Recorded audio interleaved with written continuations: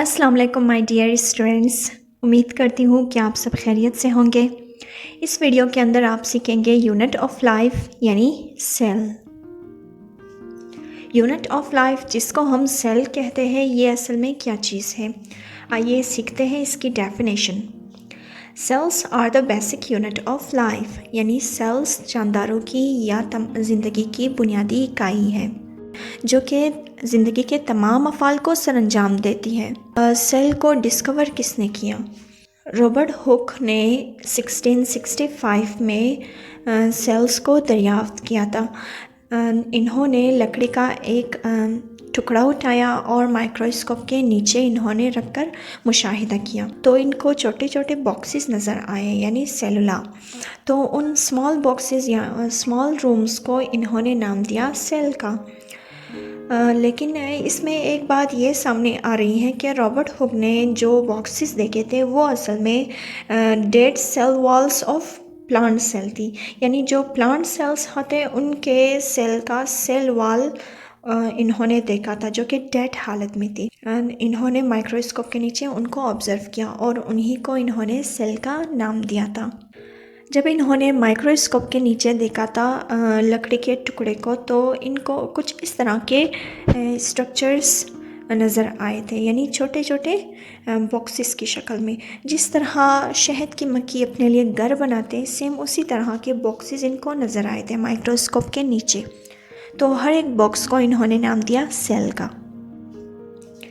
اب آتے ہیں سیل کی سائز کتنی ہوتی ہے۔ سیل جو ہے سائز میں بہت ہی چھوٹی ہوتی ہے، یہ عام آنکھوں سے نظر نہیں آ سکتے۔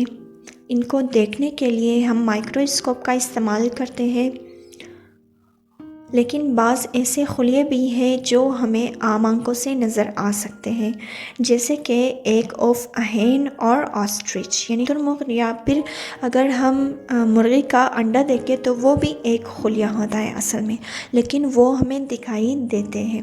تو یہاں تک آپ نے یہ سیکھا کہ سیل کو ڈسکور کس نے کیا، سیل کی سائز کتنی ہے، اور ان کے سائز کے بارے میں آپ نے دو باتیں غور کی کہ یا تو بہت چھوٹے ہوتے ہیں جو کہ ہمیں عام آنکھوں سے نظر نہیں آ سکتے، یا پھر بڑے سائز کے ہوتے ہیں جیسے ایک انڈا۔ اچھا، سامنے آپ کو سب سے پہلے میں نے مائکروسکوپ دکھایا۔ یہ مائکروسکوپ ہے جس کے ذریعے سے ہم سیل کو دیکھ سکتے ہیں۔ اس کے بعد ہے کریکٹرسٹکس آف اے سیل، یعنی سیل کی خصوصیات۔ دیکھیں، پہلا کریکٹرسٹکس اس میں آ جاتا ہے کہ اے سیل کین موو اراؤنڈ، یعنی خلیہ حرکت کر سکتی ہے۔ اس میں ایگزامپل آ جاتے ہیں اسپرم سیل کی۔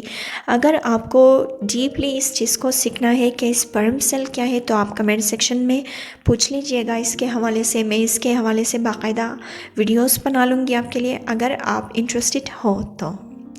سامنے آپ کو اسپرم سیل دکھائی دے رہی ہے۔ یہ ایک ایسا خلیہ ہے جو کہ حرکت کر سکتی ہے، اور یہی وہ خلیہ ہے جس سے انسان کی نسل آگے بڑھتی ہے۔ نیکسٹ خصوصیت میں آ جاتی ہے کہ اے سیل کین ایٹ، یعنی خلیہ کھا سکتے ہیں۔ ایگزامپل میں آ جاتے ہیں امیبا۔ اچھا، اس میں ڈائیگرام میں آپ سامنے دیکھ سکتے ہو، یہ امیبا کا سٹرکچر ہے۔ امیبا یک خلوی جاندار ہوتی ہے، اس کی کوئی خاص شکل و صورت نہیں ہوتی۔ جب بھی ان کو خوراک ملتی ہے تو یہ خوراک کی طرف اپنے جسم کو بڑھاتے ہیں اور ان کو انگلف کرتے ہیں، یعنی کھا جاتے ہیں، اور اسی کے ذریعے سے زندگی گزارتے ہیں۔ اچھا، تیسرا جو خصوصیت آ جاتی ہے سیل کا کہ سیل کین ری پروڈیوس، یعنی سیل افزائش نسل کر سکتے ہیں۔ جی ہاں، جب انسان کا پورا جسم سیل سے بنا ہے تو ہر ایک سیل کے اندر یہ قابلیت ہوتی ہے کہ وہ اپنا افزائش نسل کرے یا پھر اپنی تعداد بڑھا لے۔ اچھا، اس کے ایگزامپل تو میں دوسرے سیلز کی ابھی فی الحال نہیں دے رہی، یہاں پر دو ایگزامپل آ رہی ہے، امیبا اینڈ بیکٹیریا۔ امیبا یہ بھی ایک خلوی جاندار ہوتی ہے. جب ان کو مخصوص ماحول مل جاتی ہے، مخصوص آب و ہوا مل جاتے ہیں، تو یہ اپنے جسم کو 2 حصوں میں بانٹ لیتے ہیں. پھر اسی طرح سے 2 حصے بعد میں اپنے آپ کو پورا کر لیتے ہیں. 2 ہاف حصے پورا امیبا بنا لیتے ہیں اپنے آپ کو. پھر دوبارہ سے وہی 2 حصے پھر دوبارہ سے اپنے آپ کو مزید 2 حصوں میں تقسیم کرتے چلے جاتے ہیں. اس طرح سے ایک امیبا سے 2، 2 سے 4، 4 سے 6 بنتی رہتی ہے.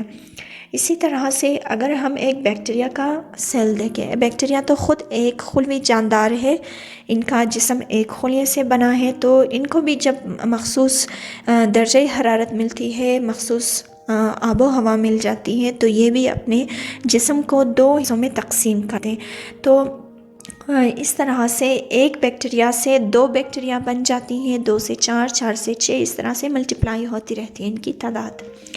اور اس طرح کسی بھی یک خلوی جاندار کا اپنے آپ کو 2 حصوں میں بانٹنا بائنری فیژن کہلاتی ہے.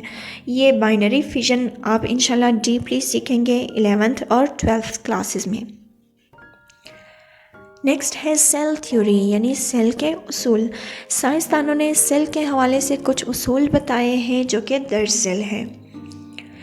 Cell theory states that all living things are made up of cells. جتنے بھی جاندار ہیں ان کا جسم خلیوں سے بنا ہے، خواہ وہ جاندار عام آنکھوں سے دکھائی دے یا نہ دے، ان کا جسم خلیوں کا بنا ہوتا ہے. نیکسٹ ہے number 2، cells are the basic unit of structure and function in the living things.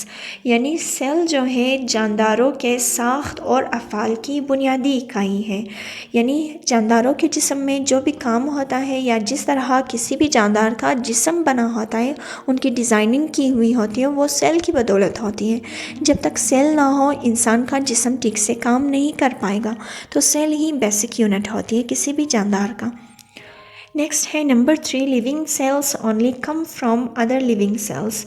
جاندار خلیے دوسرے جاندار خلیوں سے وجود میں آتے ہیں. ایسا نہیں ہے کہ اگر ایک خلیہ ہے وہ مر گئے ہوں تو اس سے جو ہے مزید خلیے وجود میں آ جائیں. جب تک ایک خلیہ زندہ ہے وہ دوسرے خلیے بناتے رہیں گے. اچھا، اب سوال یہ پیدا ہوتا ہے کہ خلیہ کب مرتا ہے؟ دیکھیں، ہمارے جسم میں مختلف طرح کے آرگنس موجود ہیں، جیسے آنکھ، کان، ناک، جگر، معدہ، آنت وغیرہ وغیرہ. جتنے بھی ہمارے باڈی پارٹس ہیں ہر ایک کے خلیے مختلف ہوتے ہیں. ہر ایک کے خلیے کی جو لائف سپین ہوتی ہے وہ مختلف ہوتی ہے. تو بعض ایسے خلیے ہیں جو جلدی مر جاتے ہیں، بعض ایسے خلیے ہیں جو دیر تک زندہ رہتے ہیں. تو اس پہ اسپیسیفک ہم نہیں کہہ سکتے کہ خلیوں کی زندگی کتنی ہوتی ہے. اچھا، اب سوال یہ پیدا ہوتا ہے کہ سیل کس طرح سے زندہ رہتے ہیں آخر؟ دیکھیں، جس طرح انسان کو غذا کی ضرورت ہوتی ہے، انسان کی طرح جتنے بھی سیلز ہیں، چاہے وہ کسی بھی جاندار کے جسم میں ہو، ان سیلز کو بھی غذا کی ضرورت ہوتی ہے. یہ غذا مختلف صورتوں میں ہو سکتی ہے، جیسے شوگر ہو سکتی ہے، معدنیات ہو سکتے ہیں، آکسیجن ہو سکتی ہے. اور اس طرح سے خلیوں کے جسم سے جو فالتو مادوں کا اخراج کا نظام ہوتا ہے، یہ بھی مین رول ادا کرتی ہیں.